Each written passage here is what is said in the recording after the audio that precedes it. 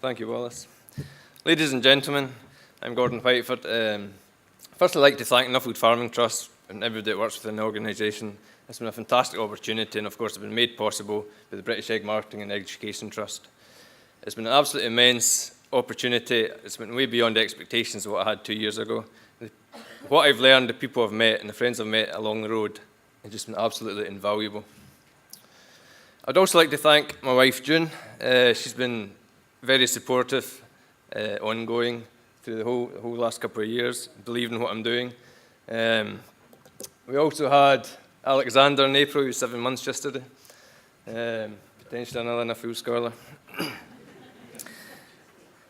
I'd also like to thank the staff at home. I couldn't get away if I didn't have a good team at home, in particular Kirsten and James. They did a tremendous job stepping up to the mark, and I had no worries when I went away. It's fantastic.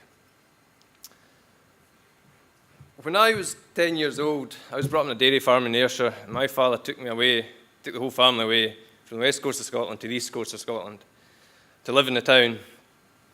At 10 years old, I knew I wanted to be a farmer, and that was a major culture shock for me. When I was 12, or officially 13, I went out and got a paper round. I knew one day I was going to get my own farm. When I was 15, I saw an advert in a paper to invest in an ostrich farm. And ostrich meat was the next big thing. BSc had just happened. I put a whole year's worth of paper and money into that venture. That company went bust. I lost every single penny. When people talk about somebody with a hard paper round, you're looking at them. I went through agricultural college, went down the farm management route, but really I didn't really fulfill what I wanted to do. And in 2005, I went out and rented a 3-hectare field. I approached John Campbell, who's also a Nuffield Scholarship and who I believe is here today. I see him at the back there. I'd like to thank him he's been instrumental in me being able to start my own business. So thank you, John. I went to the bank and they said, fantastic business plan, but no, you've got no security. This was in 2005 before the banking crisis. I went online, applied for a personal loan, and money's in my bank account the next day, no questions asked. I said, that bank will be bankrupt before I am. 80% shareholder of the taxpayer now.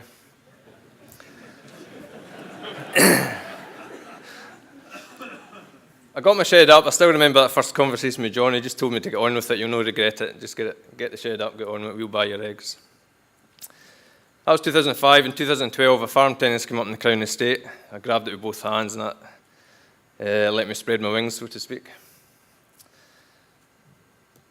The free-range market has went from 1% in 1981, that was the year after I was born, to today it's over 50% of the market. In Scotland, not many of you might know this, but it rains sometimes. Puddles, potentially wild birds, drinking out of there, that's avian influenza risk. Birds coming in with wet feet, wet litter. The whole disease issue, there's a whole snowball from that. That's why birds were put in cages in the first place. Free range is getting more intensive, units are getting bigger. And also the British weather is getting more unpredictable, as most of us are starting to realise. Where I went, that was the background to my doing a Nuffield Scholarship. I went to the Netherlands, I've got a similar sized laying flock to ourselves, 35 million. I went to Denmark, they're very proud of their welfare standards, only about 3.5 million birds, but 25% of them are organic. I went briefly into Germany, across the States, and Kenya and South Africa. What I learned, one of the most innovative things that I saw in my travels was in Denmark. You could have been excused for thinking you're walking into a dairy shed here. It had a mixer wagon at the end, which was filled with silage. I filled a transporter which went round the litter and scattered about silage twice a day for the birds, feeding about 10 grams a day. And the whole reason for this was fibre. If the birds have got enough fibre in their diets, they don't feather peck. That's a huge welfare benefit.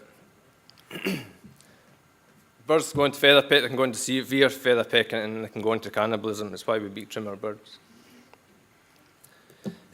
In Kenya, I went to Rio IPM. They do predatory mites and biopesticides. This is a product, metrorhizium. It's a soil-borne natural fungus which has been cultured up. This would kill red mite. Biological controls work. If I stick a hen in a room with a fox, I know what's going to happen. Biology is not going to change. If you do that under microscopic conditions, the same thing happens. Biology works. Chemicals get resistance, and that's a big problem. We're seeing that with red mites. A lot of chemicals are now getting resistant. Problem is, these products aren't registered in the EU, and Real IPM UK has been set up by farmers and growers to try and get biological controls in this country, and I think the poultry industry could potentially get behind that. I went to the Netherlands. This is a 30,000 bird barn unit. It's called the Rendiel system. Total open door. Anybody here today could go there tomorrow and walk through the front door, and there's a visitor's tunnel, and you can see the birds in the daytime. It's been commended by Compassion in World Farming. A Dutch welfare organisation has given it a 3-star rating, the only non-organic product to get a 3-star rating. Free range only has 2 stars, and that is because they don't beak trim the birds. It is only barn eggs, but they've managed to gain a premium. I like this system, not as a roundhouse, but I think the principle could be applied in the UK. Come 2025, supermarkets want to stop selling caged eggs. I think it's a mistake to replace that with free-range eggs. I do not want to see 100% of the UK poultry market free range. I think that would be the detriment of bird welfare. But potentially free-range sheds are barn sheds. If you give them natural daylight in a controlled environment, and we can market that to consumer, that barn eggs are actually quite good, I think it has huge potential and be more efficient potentially. The polar opposite of that, I went to South Africa. See Angus McIntosh, he was a stockbroker in London, went back to Stellenbosch, north of Cape Town. And he's branded himself as Farmer Angus. He's a biodynamic farmer. He farms beef, eggs, grapes, and carbon credits. He mob grazes cattle, sort of whole holistic management. The hens are used as a management tool. They spread the manure, they reduce the parasite control. There's a synergy between cattle and hens. And of course, you get eggs. It's an inefficient way to produce eggs. In South Africa, labour's cheap, so it works. Potentially it could work in the UK if you were getting the benefits, but only if you sold eggs at farm gate and actually get a really good premium for the eggs. But it does show diversity, and I think potentially that's what we're lacking in the poultry industry. I went to the States. Unfortunately, when I was there, avian influenza was rife. There's about 45 to 50 million hens were slaughtered. The UK is 35 million hens, just to put that in perspective. So my whole journey started a couple of years ago in Kent. I was inspired by some of the other scholars talking about soil health, biological farming techniques, and I was intrigued, reduced tillage. I was really intrigued, and I thought I wanted to find out more.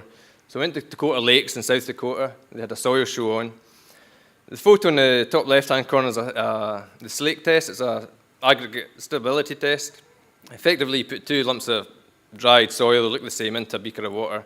That soil should hold together if it's good structure. If it disintegrates like the beaker on the right, then that's your soil, your fertiliser, everything just down the river. I came to realise if we were to improve bird welfare and free-range hens, we have to look at the range, and we have to get better at managing that range. Our consumer can drive past just about any farm in the UK and see the birds on the range. It has to be excellent. And that's where the biggest management improvements could be made in this industry. The bottom photo is a rainwater simulator. It showed 5 different soil types, from conventional till, no till, with diverse rotation, a cover crop, and a perennial grass growing. And it demonstrated how the soil works. It's effectively a filter. It rains. We put 1.5 inches of rainwater on. It comes through the soil structure, and it should collect in a jar at the back underneath, not run off with half the water in the jar at the front, which you can see the conventional tilled soil. I was told at this show that in the state of Iowa, there was between 5 and 15 tonnes of topsoil lost per acre every year due to soil erosion. I drove across the states. I seen soya and maize forever after. And I began to realise how monocultured farming had become. There's no doubt the poultry industry is monocultured. So how do we add diversity? How do we make it more environmentally friendly? We have to look at our feed and how we source our feed. We have to be labour efficient. We can't change that. We have to be able to compete. But we can look at how we source our feed. We ask the consumer to buy British, yet 25% of my hen feed is soya. If I can just reduce that, even by a percentage, I think I'm more sustainable.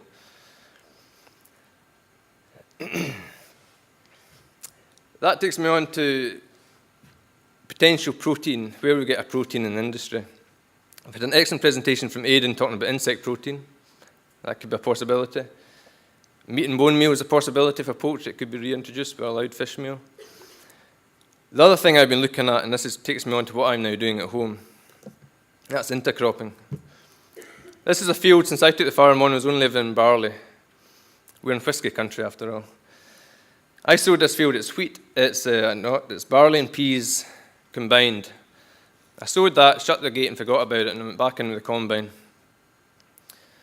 I harvested that, and I get over 6 tonnes to the hectare with absolutely no inputs. It's the largest yield I've got off of that. Now, I could have gave MD in this room £1,000 to find me a worm a year ago in that field, and I'd have been quite confident. I wouldn't do that today. The transformation in soil has just been absolutely incredible. I combined that mixed, I milled it and prop-corned it, and that's a 19% protein blend. I'm feeding that to calves. We could feed it to poultry. We're also growing wheat and peas, which we are feeding to poultry. We mill our own feed on the farm. That is worth £230 a tonne leaving the farm gate off the combine before I even process it. I think the arable sector should get more integrated with the poultry sector, and that makes us more sustainable. There's more margin in it for everybody. I think that's really the future. Just a summary, how do we improve the welfare of free-range hens? Well, adding fibre source silage, it doesn't have to be silage, there's other products in the market now that we can do that, it's quite a topical subject.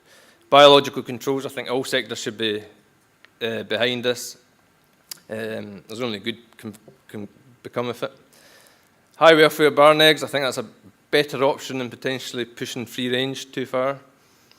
Soil, excellent soil management, I think that's everything in farming comes back to soil. That's really what I've learned. And if I was to sum up my whole Nuffield travels in one word, diversity. It just kept coming up again and up again. Diversity is healthy. And that's the one word I would leave you with today. Thank you very much.